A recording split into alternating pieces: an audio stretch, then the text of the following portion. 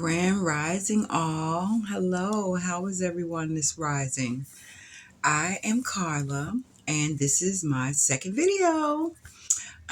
So today I'm going to give you a little more insight on who I am.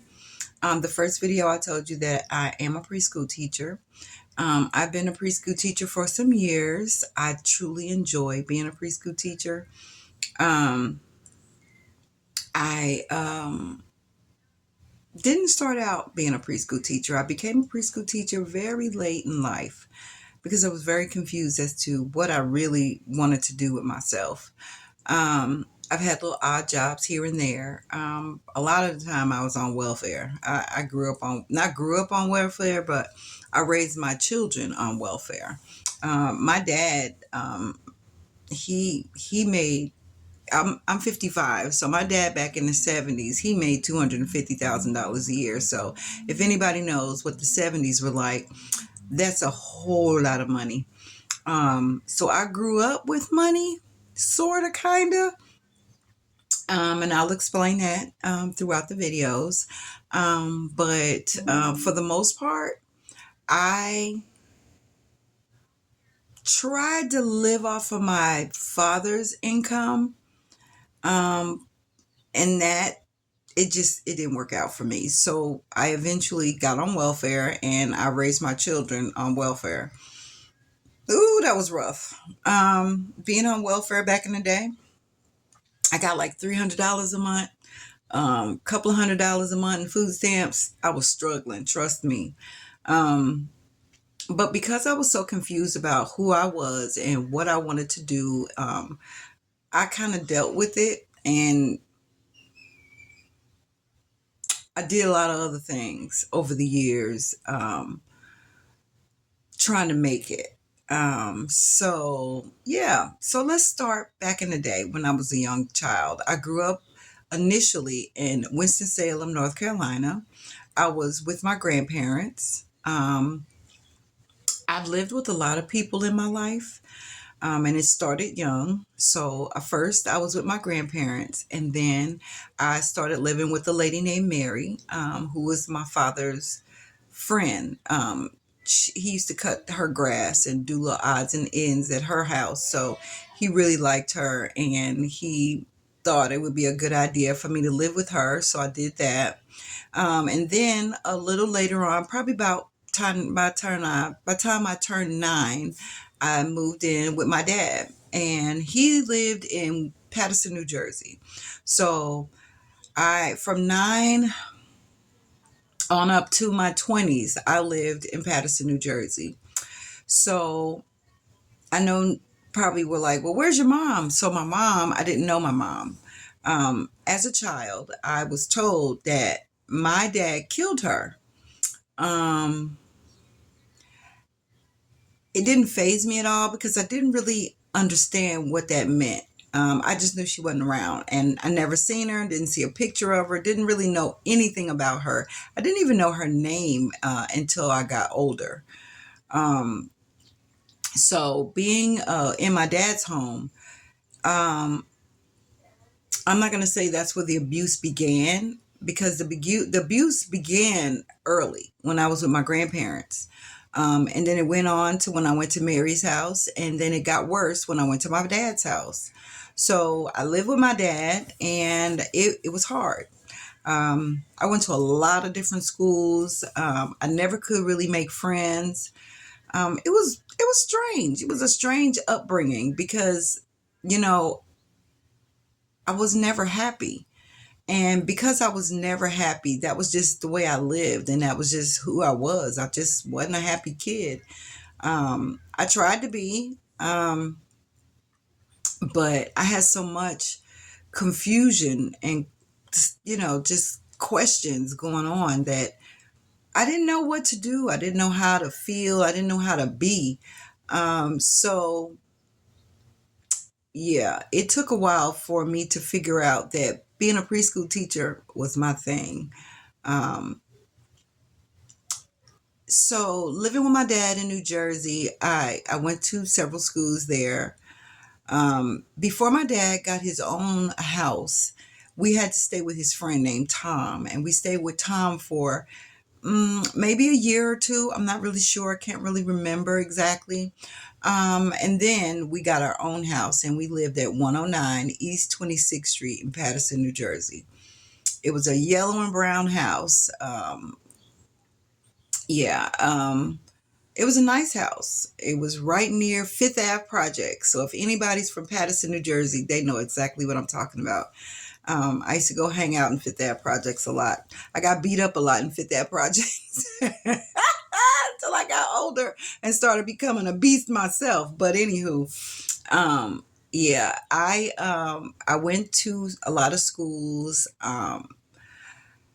When I first moved in with my dad, I didn't go to school at all. He kept me home for a year.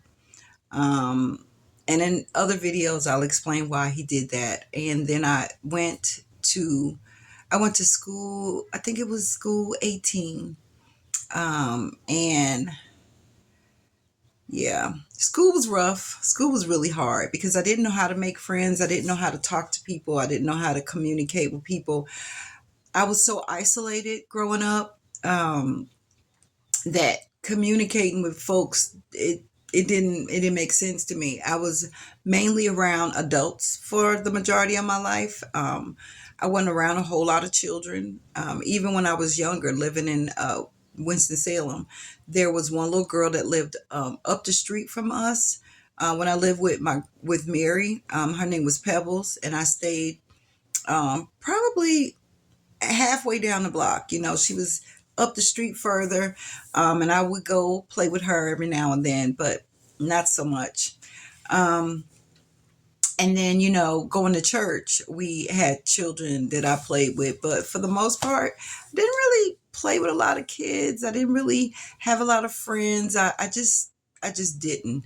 Um, and when I went to school, it was hard to make friends because I didn't know how to do that. I didn't know how to talk to people. I didn't know how to relate to people. And because of my anxiety and because of my fear of people, I didn't really want to talk to people for real. I tried to make friends because, you're a child. You want to play, you want to do things.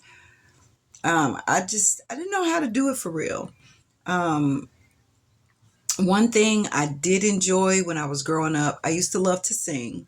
And then I loved running track, and I realized I was good at track. I was really good at track. I was very fast. And I learned how to get faster because there were a lot of children from Fifth Ave Projects. Because I was quiet and I was to myself and I didn't really deal with people. You know how it is being a new kid in school. People gonna jump on you, they're gonna try you. I learned how fast I could be. And there'd be a lot of people chasing me, but I ran. I ran really fast. Like I can't tell you how fast I was. It was amazing. So as I got older in life, I thought I would be a track star. Like I thought I'm going to college and I want to have me a track scholarship and all the things, but that didn't work out because I had a baby. I got pregnant very young. Looking for love, trying to find myself, trying to figure out what this life thing is all about. So yeah, I made a lot of mistakes. And it's crazy though, as I think about it today, those mistakes, I don't see mistakes as mistakes like I used to back in the day. It was just learning, it's just the way you learn things. And I've learned that a lot of these things that I've chose to do that at the time I thought was the worst decision ever was great for my learning as an adult today. So, I mean, life has been really hard for me, but I still smile today. I'm very blessed. I'm very thankful because the Most High had a plan for me. I couldn't see it then. I didn't understand it then. It didn't make sense then, but it makes more sense to me today. Even though it was a lot of pain, it was a lot of hurt, it was a lot of confusion, it's still, I can smile about it now. I used to couldn't tell people about the things I went through in my life because it was so painful to me that it would mess up my whole week. Like after talking about my childhood, it would mess up literally my whole week where I just couldn't function. Um, and being a mother at a very young age, I was horrible at it. I didn't know what I was doing. I was treating my children the way I was being treated, which was torturous. I was torturing my children, and I truly was. And I didn't mean to. It wasn't something I wanted to do. I had no control over how I was doing things. I just did it. Like it was like I was blacking out, and I blacked out a lot. I would come to, and it's just like I knew I did something because I felt terrible, but I couldn't explain what I did. But I would see what happened afterwards. Like, wow, I know I did that, even though I can't remember doing it. Um, so that is one of the reasons why I wanted to start this journal on YouTube, because I know for a fact that there are many more people in this world, even though back in the day I thought it was only me. But there are many more people in this world that has been through what I've been through and probably worse. But I want them to know that you don't have to give up. It wasn't your fault.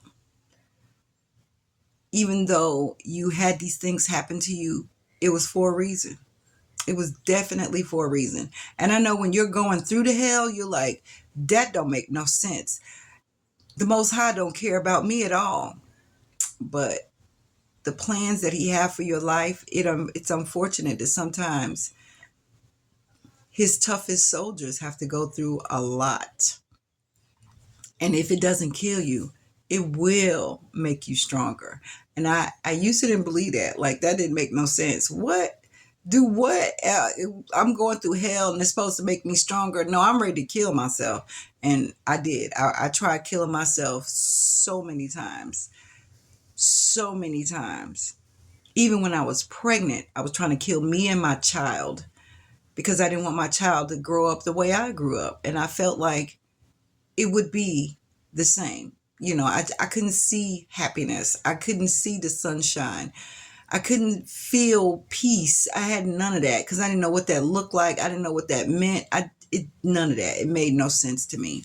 So the more I lived this life, the more I kept pushing, the more I stopped trying to give up, the peace started coming.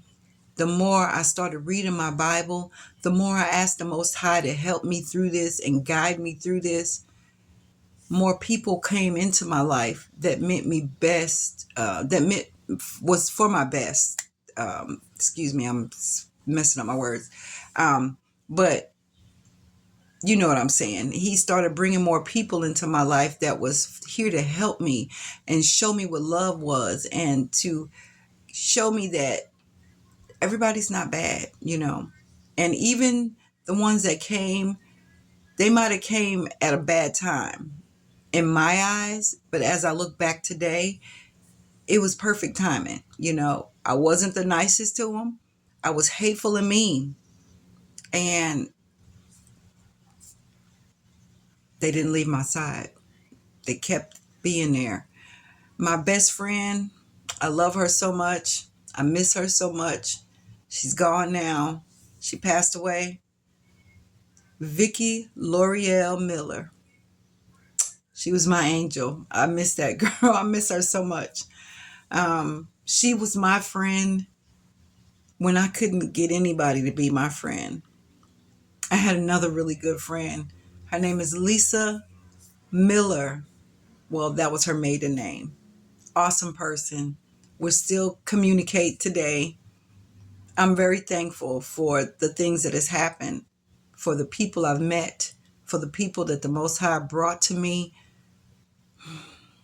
because today I can smile.